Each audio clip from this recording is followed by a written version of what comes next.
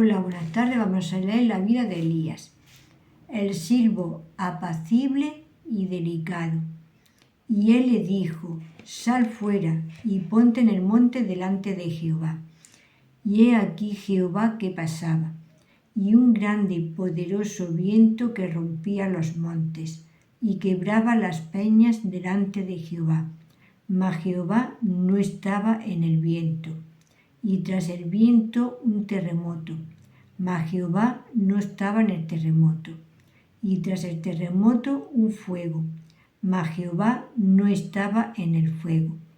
Y tras el fuego un siervo apacible y delicado. Primero Reyes 19, 11, 12. Elías fue llamado a ser testigo de una manifestación extraordinaria y terrible del poder de Dios. La descripción que aquí se nos da de la escena, aunque breve, es tan gráfica que lo que pudiéramos decir solo serviría para empañar su fuerza. Lo que deseamos hacer no es más que descubrir el significado y el mensaje de esta manifestación de Dios, su mensaje para Elías, para Israel y para nosotros. Ojalá nuestros ojos fueran ungidos para discernirlo, nuestro corazón inclinado para apreciarlo, nuestros pensamientos controlados por el Espíritu Santo y nuestra pluma dirigida para la gloria del Altísimo y la bendición de su amado pueblo. Al tratar de descubrir el significado espiritual de lo que el profeta vio en el monte, hemos de meditar acerca de la escena en relación con lo que precede, tanto por lo que se refiere a la historia de Israel como a la experiencia de Elías. Hemos de considerarlos después en relación a lo que sigue inmediatamente, por cuanto no hay duda de que existe una relación estrecha entre la escena asombrosa relatada en los versículos 11 y 12 y el solemne mensaje que se contiene en los versículos del 15 al 18, siendo estos interpretación de aquellos. Finalmente, hemos de examinar este incidente sorprendente a la luz de la analogía de la fe y de toda la Escritura, por cuanto una parte de ella sirve para explicar la otra. Es al conocer mejor los caminos de Dios, tal como se revela en su palabra, que podemos adentrarnos más inteligentemente en el significado de sus obras. Salmo 103, 7. Así pues, ¿cómo hemos de considerar esta manifestación de Dios en el monte por lo que toca a Elías? En primer lugar, el Señor obraba hacia él con gracia. Esto se pone de manifiesto en el contexto. Por él hemos visto la respuesta conmovedora de Dios al fracaso de su siervo, lejos de dejarle en la hora de la debilidad y la necesidad.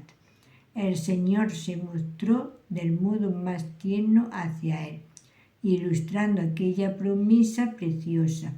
Como el Padre se compadece de los hijos, se compadece Jehová de lo que le teme.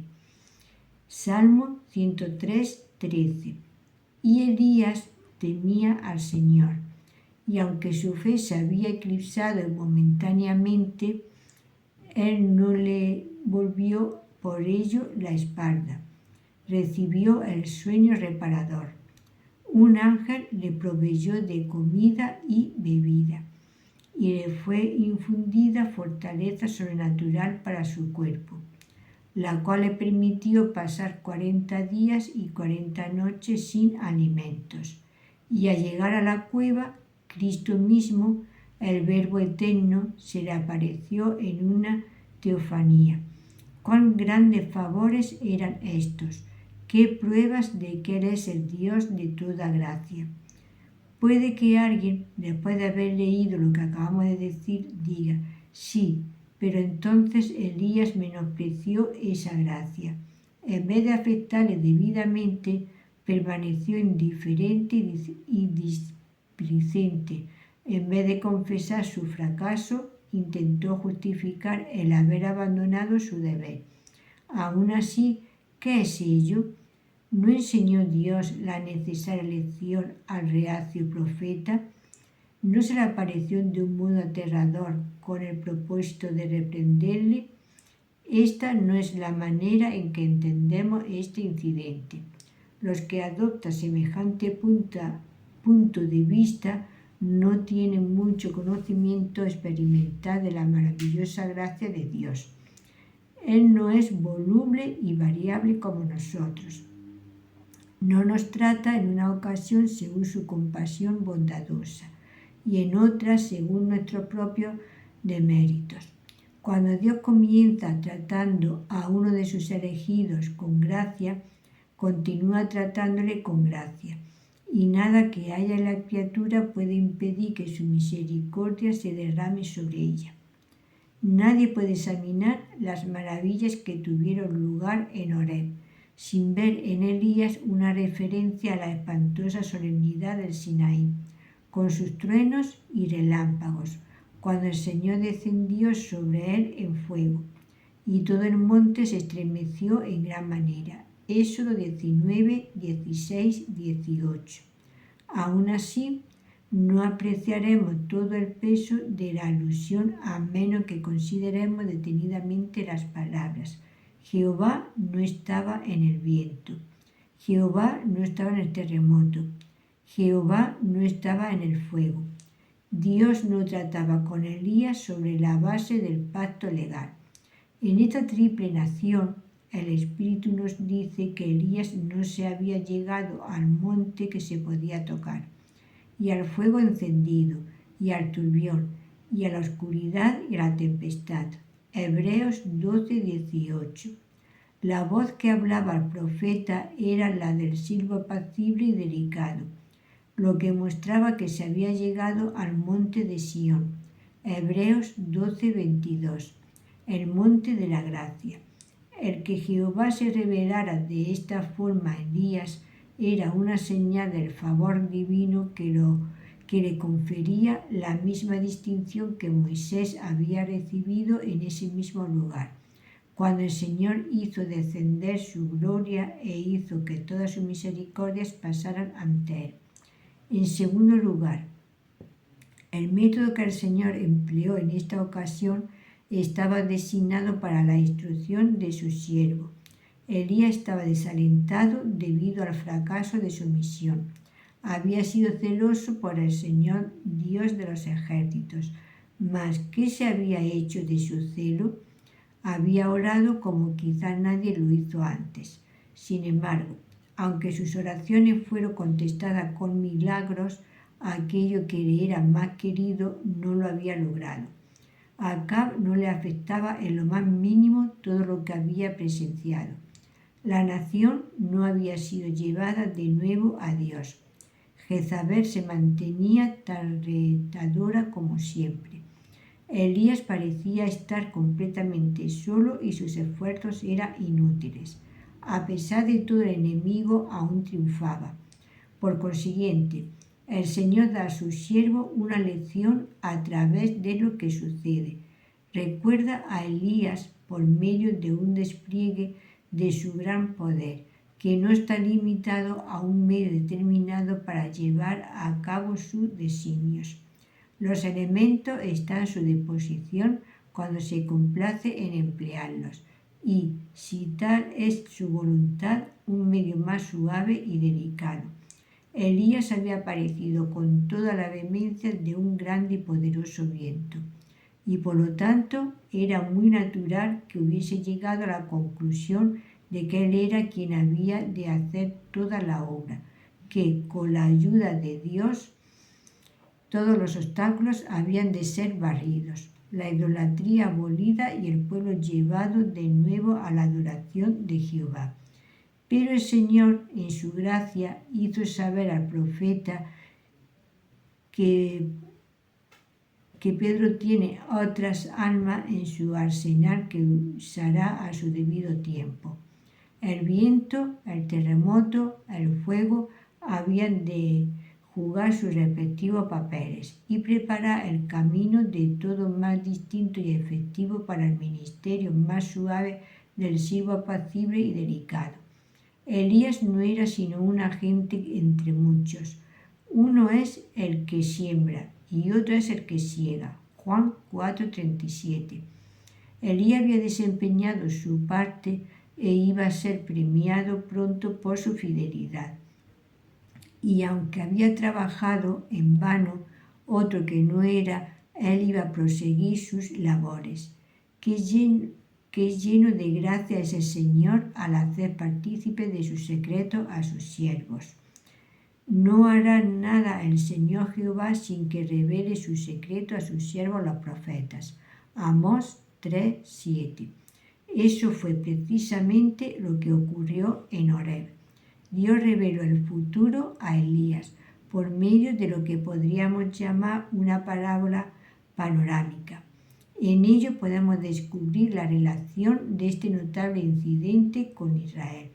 En los versículos que siguen a lo que estamos considerando, hallamos al Señor mandando a Elías que ungiera a Hazael por rey de Siria, a Jehú por rey sobre Israel y a Eliseo para ser profeta en lugar suyo, asegurándole que el que escapare del cuchillo de Hazael, Jehú lo matará, y el que escapare del cuchillo de Jehú, Eliseo lo matará. Versículo 17. En la obra de esos hombres podemos percibir el significado profético del fenómeno solemne que Elías presenciaba. Era el símbolo de las calamidades horribles con las que Dios iba a castigar a la nación apóstata. Así, el gran viento era una figura de la obra de juicio que Hazael realizó en Israel cuando pegó fuego a su fortaleza y mató a cuchillo a sus mancebos. Segundo Reyes 3:8-12. El terremoto lo era de la revuelta de Jehú, quien destruyó completamente la casa de Acab. Segundo Reyes 9:7-10. Y el fuego de la obra de juicio acababa por Eliseo. En tercer lugar, este incidente estaba designado para la consolación de Elías. Los juicios que habían caído sobre la nación culpable eran, en verdad, terribles, con todo en la ira. Jehová recordaría ser misericordioso. La nación escogida no sería exterminada de modo total, y por ello el Señor, en su gracia, aseguró a su desalentado siervo: yo haré que queden en Israel 7,000, todas rodillas que no se encorvaron a Baal, y bocas todas que no lo besaron. Versículo 18. Así como el grande y poderoso viento, el terremoto y el fuego eran portentos simbólicos de los juicios que Dios iba a enviar en breve sobre su pueblo idólatra. El siervo apacible y delicado que siguió a estos miraba hacia la misericordia que tenía reservada para cuando su extraña obra fuera cumplida. Por cuanto leemos que cuando Hazael hubo afligido a Israel todo el tiempo de Joacán, Jehová tuvo misericordia de ellos y compadecióse de ellos, y mirólos por amor de su pacto con Abraham, Isaac y Jacob, y no quiso destruirlo ni echarlo de delante de sí hasta ahora. Segundo Reyes 13:23. Decimos una vez más cuán lleno de gracia fue el Señor al mostrar a Elías lo que ha de venir, y de este modo hacerle saber cuál sería la secuela de sus esfuerzos. Si consideramos a la luz de toda la Escritura los hechos extraordinarios que tuvieron lugar en Horeb, descubriremos que ellos indican e ilustran uno de los principios generales del gobierno divino de este mundo. El orden de las manifestaciones divinas que Elías presenciaba era análogo al tenor general proceder de Dios, tanto por lo que toca a un pueblo o a un individuo. Por regla general, las misericordias divinas están precedidas por manifestaciones terribles del poder de Dios y de su desagrado hacia el pecado.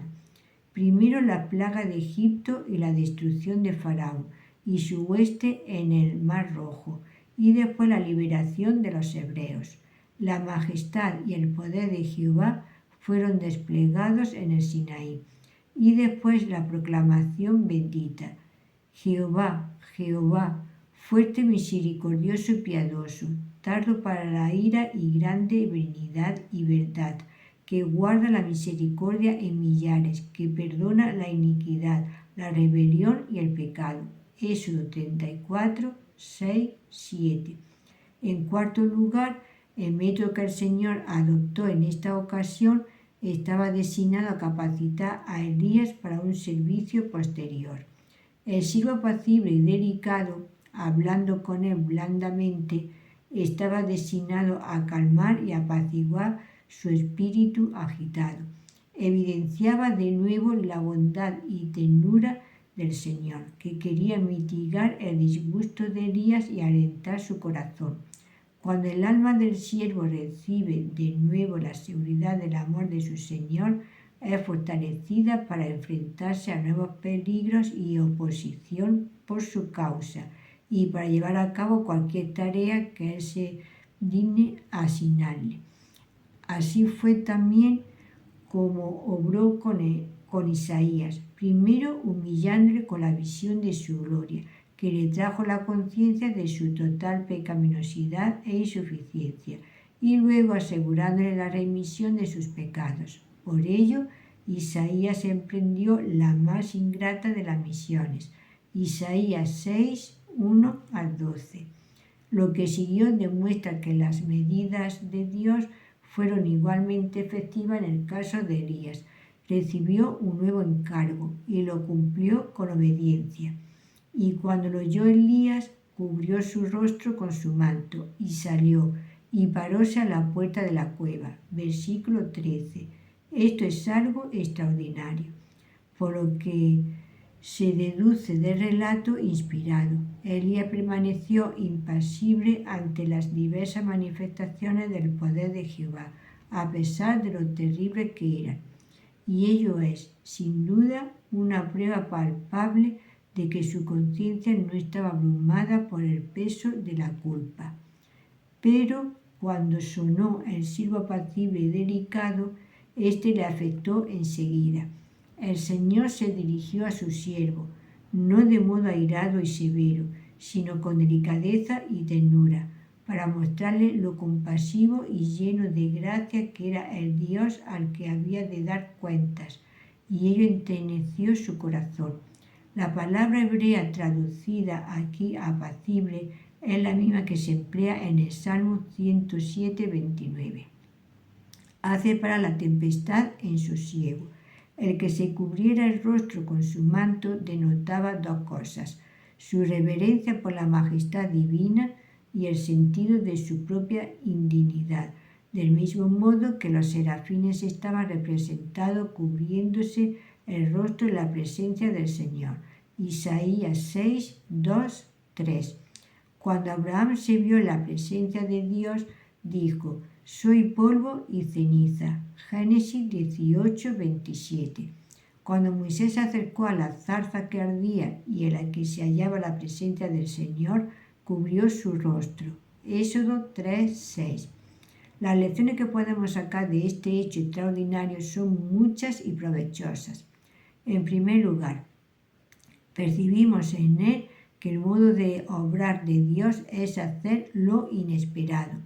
Si preguntásemos a los que nos rodean qué creen más probable que Dios hablara a Elías por medio del gran viento, del terremoto o del siervo apacible, estamos seguros que la gran mayoría diría que por medio del primero.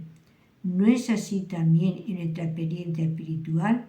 Le pedimos con fervor que nos conceda una certeza más definida y firme de que somos aceptos en Cristo, y entonces buscamos su respuesta como si fuera una especie de sacudida eléctrica impartida a nuestras almas o una visión extraordinaria, cuando en realidad el Espíritu mismo da testimonio a nuestro espíritu de que somos hijos de Dios con voz suave y delicada.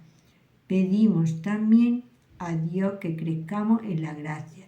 Y entonces esperamos su respuesta en forma de un mayor goce de su presencia, mientras que lo que Él nos da de modo suave es el ver mejor la depravación que se esconde en nuestros corazones. Si a menudo Dios obra de modo inesperado en su rostro con nosotros. En segundo lugar, la preeminencia de la palabra. Si hubiéramos de definir con una sola palabra el fenómeno variado que Elías presenció en el monte, diríamos que el Señor le habló. Cuando se nos dice que Jehová no estaba en el viento, el terremoto ni el fuego, hemos de entender que Él no se dirigió al corazón del profeta por medio de ellos, sino por medio del siervo apacible y delicado. Al considerar este último como el símbolo de la palabra, hallamos confirmación en el hecho sorprendente de que la palabra hebrea para delicado es la misma que se usa en Éxodo 16:14. Una cosa menuda, redonda, y casi no hace falta añadir que el maná con el que el Señor alimentó a Israel en el desierto era un tipo del alimento que Él ha provisto para nuestras almas. Aunque la creación se despliega el gran poder y la maravillosa sabiduría de Dios, no es por medio de la naturaleza que podemos entender y conocer a Dios, sino por medio de su palabra aplicada por su Espíritu. En tercer lugar, en los fenómenos que tuvieron lugar en el monte podemos percibir una ilustración asombrosa del vivido contraste que existe contra la ley y el Evangelio.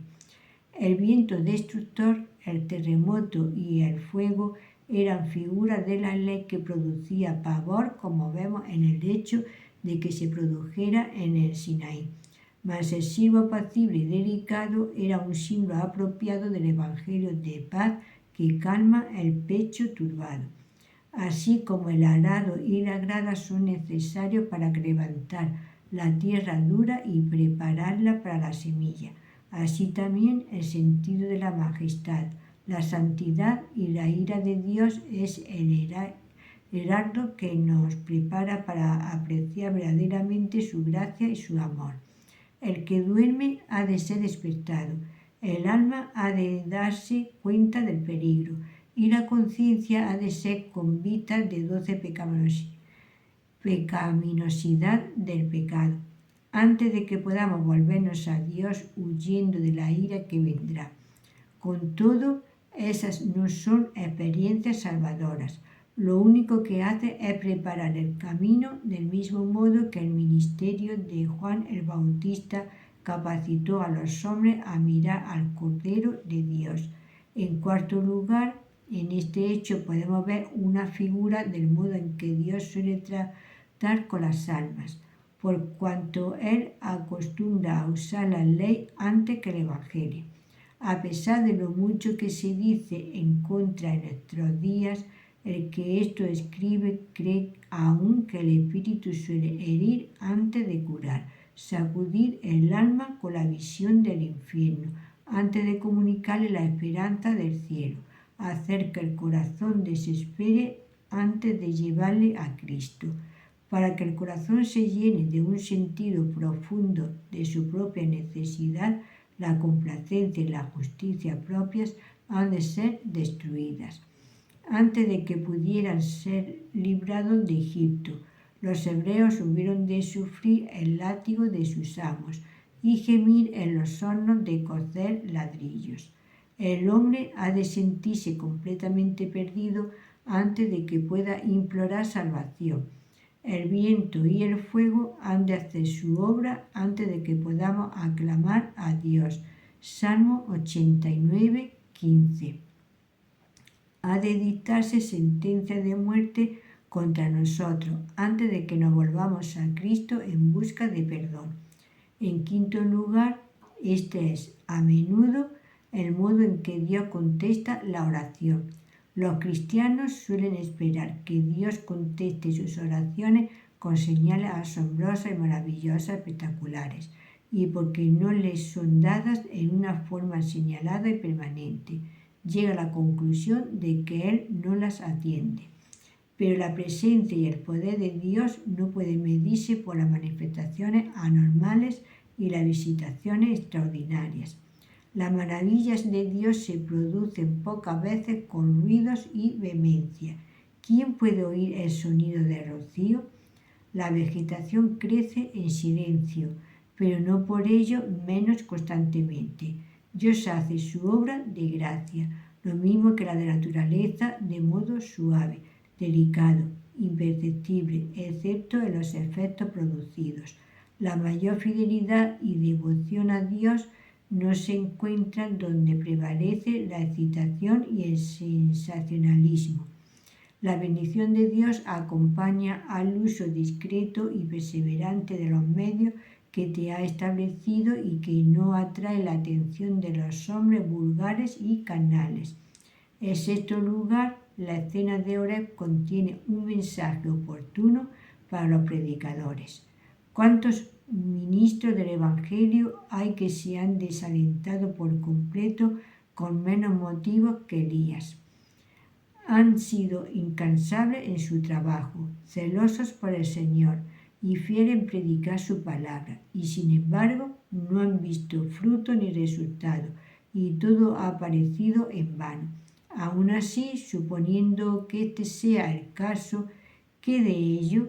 Procura asistir de nuevo a la gran verdad de que los propósitos del Señor no dejarán de cumplirse y que ese propósito incluye días de mañana lo mismo que el presente. El Altísimo no está limitado a un solo medio. Elías pensó que toda la obra había de hacerse a través de su instrumentalidad, pero hubo de aprender que él no era más que un medio entre muchos. Cumple tu deber allí donde Dios te ha puesto. Hará la tierra barbechada y siembra la semilla, y aunque no haya fruto en tus días, ¿quién sabe si no habrá un Eliseo que te siga y lleve a cabo la obra de la siega? En séptimo lugar, hay un aviso solemne para los no salvos. Dios no será burlado impunemente. Aunque es lento para la ira, su paciencia tiene un límite.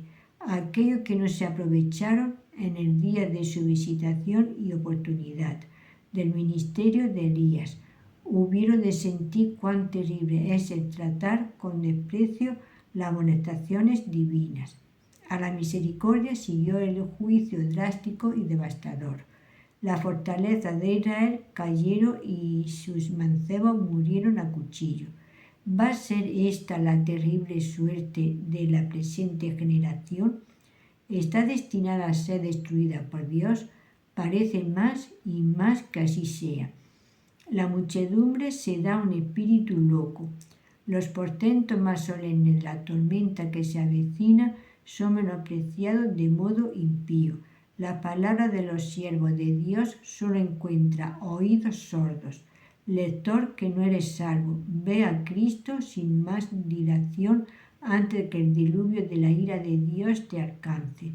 Si te ha gustado, va a la campanita y un like, sígueme. Y también podéis seguir en TikTok como Las Cosas de Ave. Y mi nombre es María Virtudes Berenguer Segura.